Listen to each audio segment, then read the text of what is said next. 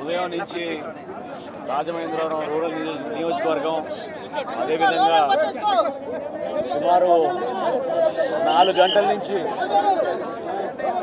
కొత్తపేట నియోజకవర్గం నుంచి పీగన్నవరం వెళ్ళాలని ఒక ప్రయత్నం జనసేన పార్టీ అధ్యక్షుడు పవన్ కళ్యాణ్ గారు ఈ రోజున రైతుల్ని కలవడానికి ప్రతి రైతుతోటి కూడా మాట్లాడి ఈ ప్రభుత్వం ఏ విధంగా రైతుకి అండగా నిలబడింది, ఏ విధంగా ధాన్యం కొనుగోలు విషయంలో న్యాయం చేయగలిగిందని దానిపైన ఆయన వివరాలను కూడా సేకరించుకుని తెలుసుకుంటా ఉన్నారు.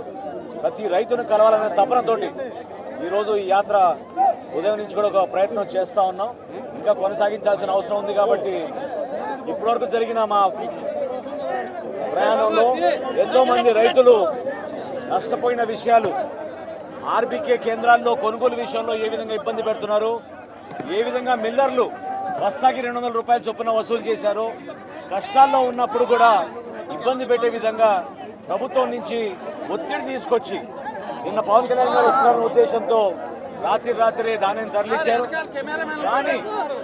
కానీ రైతుకి మాత్రం న్యాయం జరగడం లేదు. ఈ విషయాలు మాట్లాడడానికి మా పార్టీ అధ్యక్షుడు పవన్ కళ్యాణ్ గారు మీకు చెప్పడానికి ప్రయత్నిస్తారు.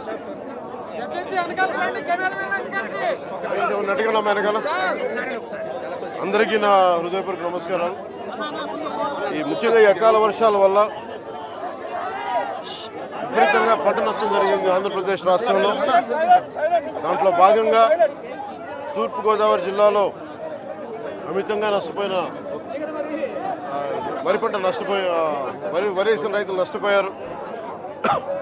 వాళ్ళు ఈ నేపథ్యంలో వచ్చి వారికి ఆసరాగా ఉండటానికి, వారికి అండగా ఉండటానికి పొద్దున్న నుంచి తిరుగుతూ ఉన్నాం, రైతులను కలుస్తూ ఉన్నాం. దారి పొడవునా తూర్పుగోదావరి జిల్లాలో 4.36 లక్షల ఎకరాలు వరి సాగు ఉంటుంది.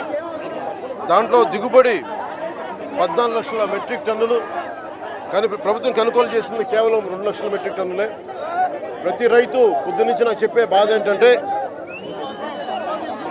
మేము దొంగతనాలు చేయట్లేదు, దోపిడీలు చేయట్లేదు, కాంట్రాక్ట్లో అవినీతులు చేయట్లేదు. మేము కష్టపడి చెమటోడ్చి ప్రజలకు అన్నం పెట్టి మేము వ్యవసాయం చేస్తుంటే మాకు గిట్టుబాటు ధర రాక ఈరోజు పరిస్థితికి కూడా ముందే ప్రభుత్వం కొనుగోలు చేస్తుంటే ఈ అకాల వర్షాలు మేము నష్టపోయేవాళ్ళం కాదు అని చెప్పి చాలా బాధను వ్యక్తం చేశారు.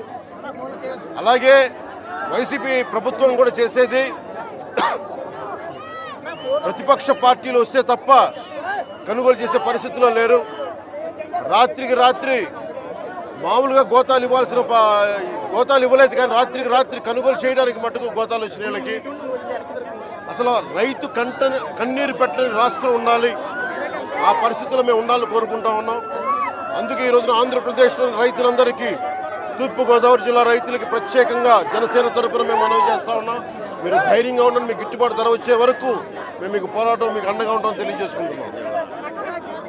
ప్రతి గింజకి నష్టపరిహారం వచ్చే వరకు మేము వెన్నంటే ఉంటాం.